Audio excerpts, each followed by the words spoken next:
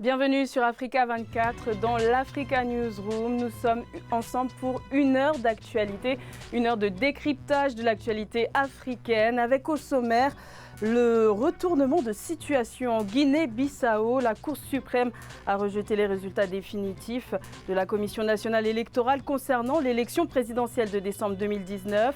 La haute instance juridique du pays a appelé à vérifier les procès-verbaux. Où en est cette injonction? Nous ferons le point dans cette édition. La République démocratique du Congo possède des sous-sols remplis de ressources minérales au point de susciter les convoitises, mais son développement économique reste faible, avec une pauvreté persistante au sein de la population. Alors les minerais congolais sont-ils une bénédiction ou une malédiction pour le pays? Nous tenterons de répondre à cette question. Et le Zimbabwe était considéré pendant longtemps comme le grenier à blé de l'Afrique australe. Aujourd'hui, le pays fait face à l'insécurité alimentaire qui menacerait près de 8 millions de personnes. Entre sécheresse et situation économique morose, les autorités se veulent rassurantes, mais la situation inquiète à l'échelle internationale. Et pour en parler avec nous, nous avons Bara Ndiaye, consultant en innovation technologique. Bienvenue. Merci beaucoup. Emmanuel Dupuis, président de l'Institut Prospective et Sécurité en Europe. Bienvenue. Bonjour. Et monsieur Emmanuel Kouzou-Mwami, analyste politique et essayiste. Bienvenue. Merci, bonjour. Les présentations sont faites. On débute tout de suite avec l'info du jour.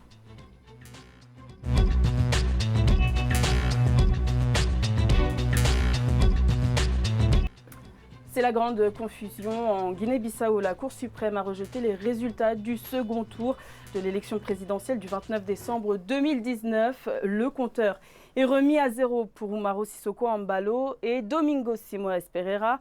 La plus haute instance juridique du pays a ordonné le 24 janvier la vérification des procès-verbaux. Le point dans ce sujet de la rédaction. Le recomptage immédiat des voix ordonné par la Cour suprême tarde à être appliqué en Guinée-Bissau. La plus haute instance juridique du pays a rejeté le 24 janvier les résultats définitifs du second tour du scrutin présidentiel du 29 décembre 2019, publiés une semaine plus tôt par la Commission nationale électorale en ordonnant la vérification des procès-verbaux.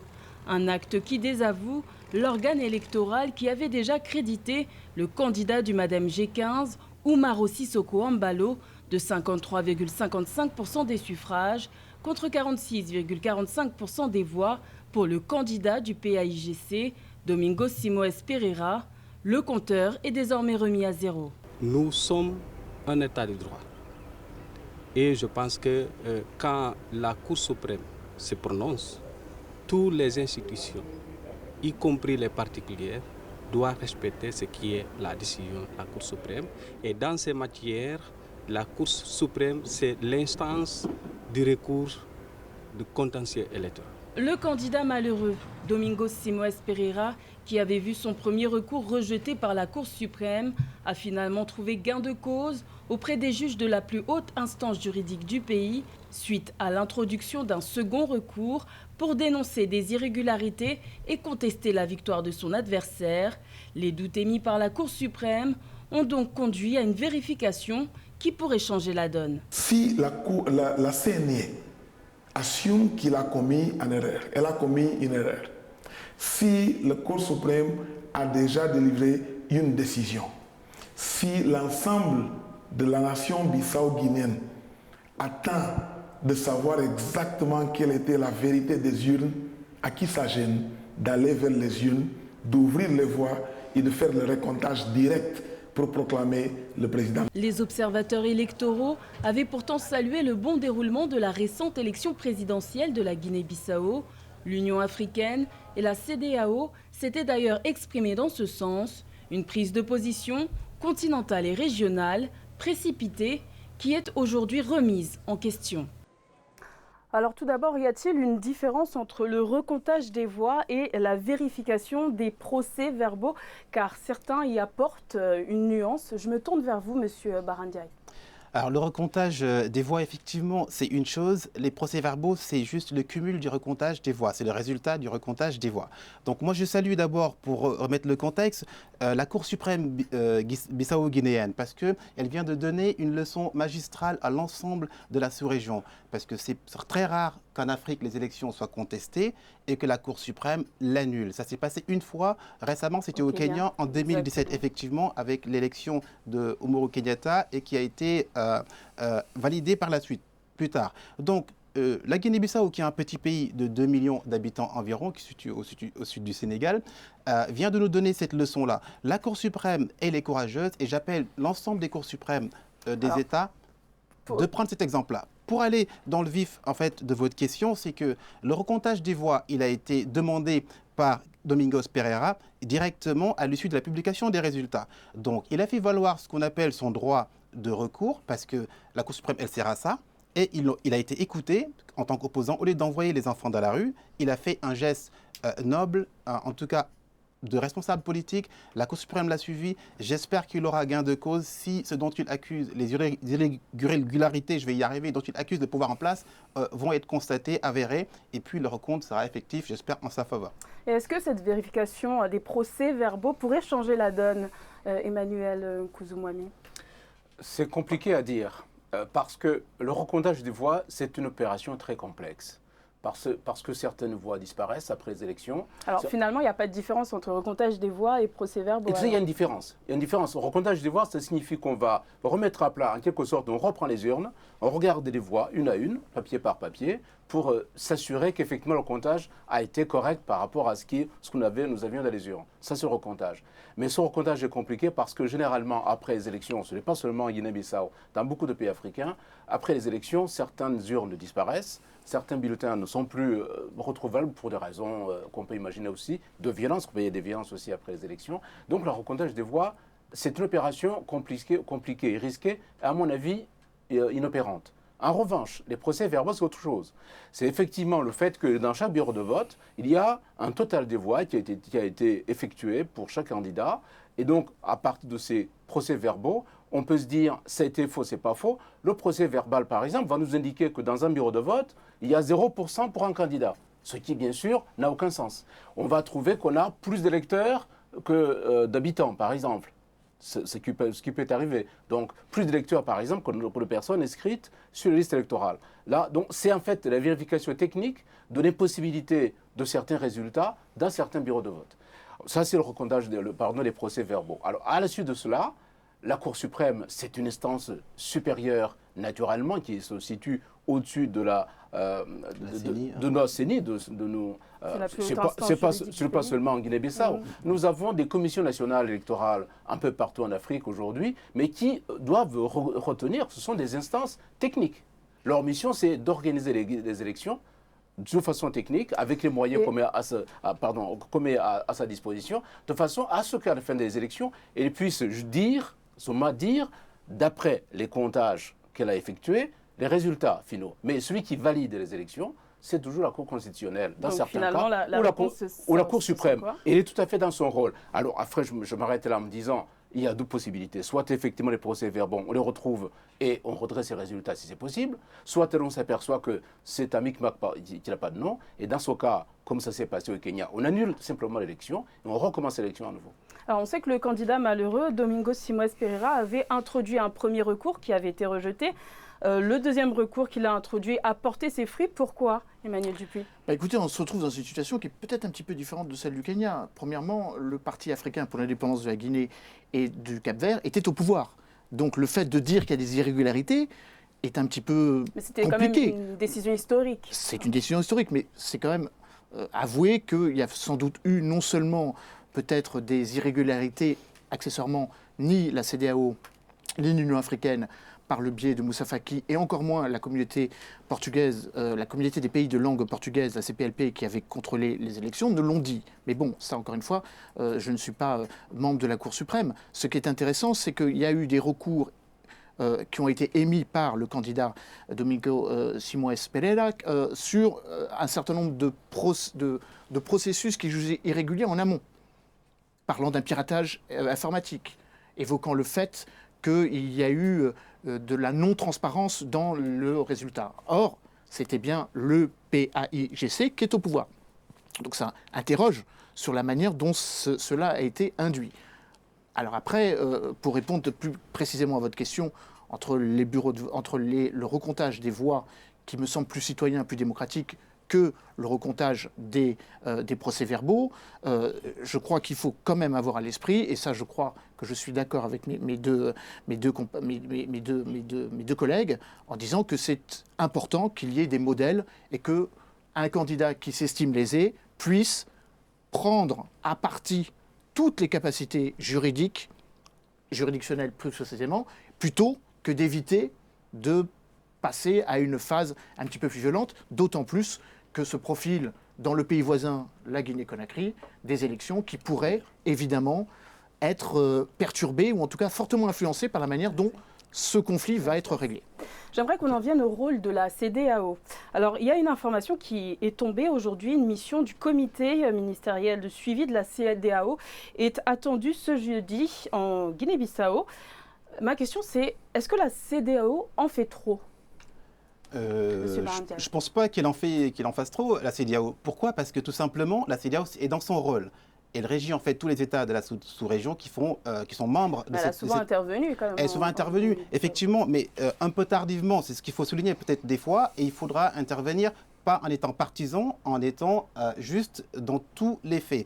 Ce qui se passe aujourd'hui en Guinée-Bissau, c'est assez simple. C'est-à-dire que M. Domingos Pereira était ancien Premier ministre de 2014 à 2015. Donc il connaît bien les rouages du système. Il a des amis aussi dans le milieu, y compris au niveau de la CEDEAO, qui sont dans l'instance dirigeante. Si la CEDEAO intervient aujourd'hui, c'est pour stabiliser ce pays. Pourquoi ? Parce que tout simplement, c'est mon point de vue, si jamais les 2 ou 3 scénarios auxquels je pense se peaufinent, le premier scénario, c'est quoi ? À l'issue du recompte des PV, d'accord ? Le président sortant, Embalo, est confirmé. Donc, les choses continueront comme actuellement. Si, par contre, la tendance est inversée et que M. Domingos Pereira prend le pouvoir, c'est-à-dire le vaincu devient le vainqueur, qu'est-ce qu'on risque ? Instabilité sociale, instabilité du pays et puis problèmes sociaux.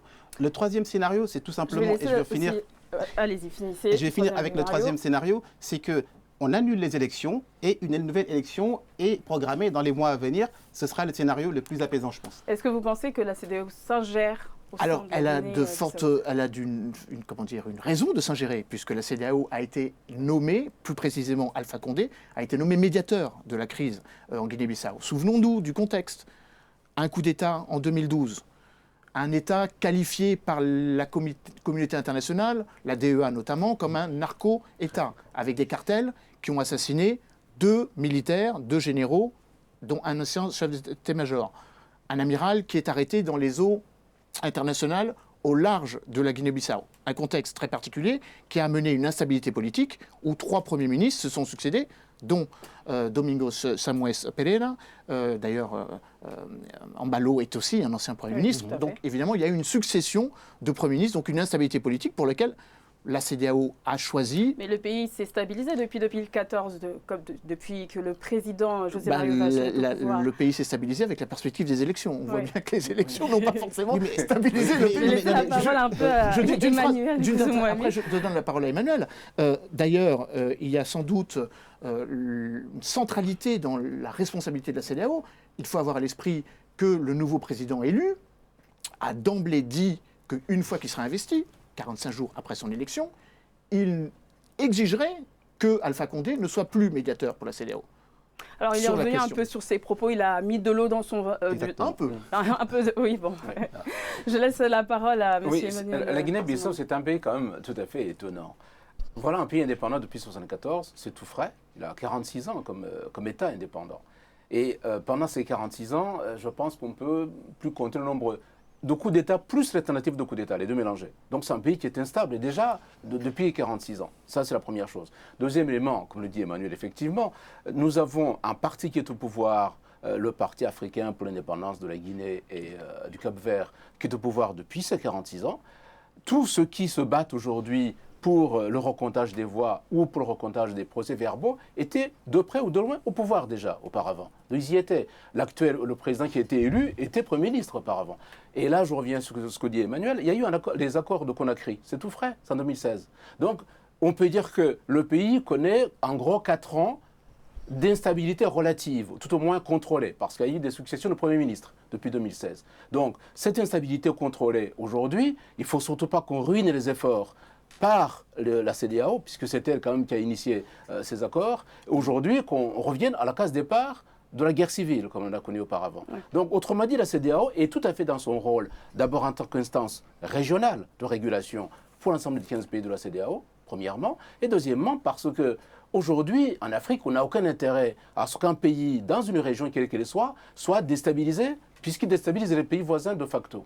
Et enfin, comme l'a dit Emmanuel tout à l'heure, c'est un narcotrafiquant comme pays. Enfin, le pays trafique en lui-même. En 2012. Depuis un certain temps. Attendez. On a, d'ailleurs, ce que je remarque de très positif, c'est que l'armée a décidé de ne plus sortir des casernes. Attention, c'est la déclaration du chef d'état-major. Mais ça ne veut pas dire que l'armée ne va pas s'ingérer dans les affaires si jamais on était dans une guerre civile. J'aimerais vous poser une question. Alors, la réponse sera très concise. Quand bien même Umaro Sissoko Embalo était élu et confirmé, le Premier ministre devra venir du PAIGC. Alors, une cohabitation sera-t-elle possible dans ces conditions? Une réponse très courte, s'il vous plaît. Je commence par vous, monsieur. Je dirais absolument, il faut cohabiter. Pourquoi? Pour l'intérêt général, déjà. Parce que les PAIGC, comme on l'a dit, c'est des partis historiques. Ils ont le plus grand nombre de députés à l'Assemblée nationale aujourd'hui. Donc, il faut qu'ils cohabitent pour faire avancer les pays. C'est l'intérêt général, là, qui prime, d'une part. Et regardez ce qui s'est passé. Il y a 72% de taux de participation citoyenne. C'est-à-dire que les Bissau-Guinéens, ils connaissent les enjeux, ils ont pris les mesures de la situation et ils veulent un pays apaisé et qui avance. Et je réfute ce terme de narco-pays parce que ce pays est en train de donner un exemple de leçon de démocratie à toute la sous-région. Donc bravo la Guinée-Bissau et sa Cour suprême. Emmanuel Dupuy. Non, rapidement. Alors il est prévu dans la Constitution une sorte de bicéphalité de pouvoir où le Premier ministre et le Président exercent communément ou concomitamment le pouvoir. C'est d'autant plus vrai que l'Assemblée nationale est portée par une majorité qui n'est pas celle du MADEM. Donc il y a un président, il y a une cohabitation en gros, et que je suis d'accord avec vous qu'il faut que ce pays continue à œuvrer concomitamment, dans cette perspective, avec une autre dimension dont on n'a pas parlé. C'est que l'ancien président, José María Vaz, a amené son soutien au président élu. Et donc ça c'est important, parce qu'on est dans une logique de continuité. Et paradoxalement, la continuité n'est pas avec son ancien Premier ministre. Emmanuel. Oui, il y a 2 éléments qui me paraissent importants. Le pays sort des crises récurrentes, persistantes. Aujourd'hui, nous sommes dans une période où le pays doit se construire, ou se reconstruire de façon en tout cas moderne. Et pour cela, la coalition de toute façon sera indispensable. D'autant que le président élu est un ancien aussi du PAIGC. Il a créé son parti indépendant juste pour les élections, mais il fait partie de l'officine en fait du parti au pouvoir depuis l'indépendance en 1974. C'est la première chose. Deuxième élément, le pays est pauvre, très pauvre même. Mais il ne manque pas de ressources. Ce dont on a besoin aujourd'hui, c'est que le pays puisse au moins bâtir une paix durable, de façon à ce qu'on puisse, cette fois-ci, penser au développement du pays. Et ce pays qui a des ressources, il y a le bauxite, enfin, c'est un produit duquel on extrait l'aluminium notamment, vous avez le pétrole, vous avez les phosphates, et vous avez bien sûr l'agriculture. Le pays doit sortir par l'économie et qu'on arrête les guerres. On va marquer une courte pause. Cette première partie consacrée à la Guinée-Bissau s'achève. On va marquer une pause et on revient tout de suite après.